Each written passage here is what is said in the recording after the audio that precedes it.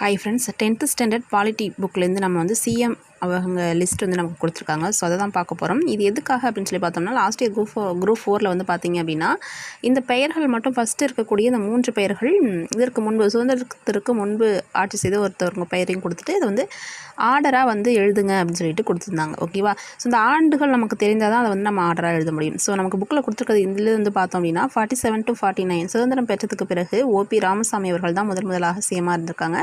49 to 52 பார்த்தோம் அப்படின்னா PM Kumaraswamy ராஜா. அடுத்ததாக 52லேருந்து 54 வரைக்கும் பார்த்தோம் அப்படின்னா ராஜாஜி இருந்திருப்பாங்க. அடுத்ததாக பார்த்தோம்னா 54லேருந்து 63 கிட்டத்தட்ட ஒரு 9 ஆண்டுகள் வந்து காமராஜர் ஐயா ஆட்சி செய்திருப்பாங்க. அடுத்ததாக எம் பக்தவச்சலம் அவர்கள் 1963லேருந்து 67 வரைக்கும், 67லேருந்து 69 வரைக்கும் சிஎன் அண்ணாதுரை அவர்களும் ஆட்சி செய்திருப்பாங்க ஃப்ரெண்ட்ஸ். அடுத்ததாக எம் கருணாநிதி ஐயா வந்து பார்த்தோம்னா 1969லேருந்து 1976 வரைக்கும் ஆட்சி புரிந்திருப்பாங்க.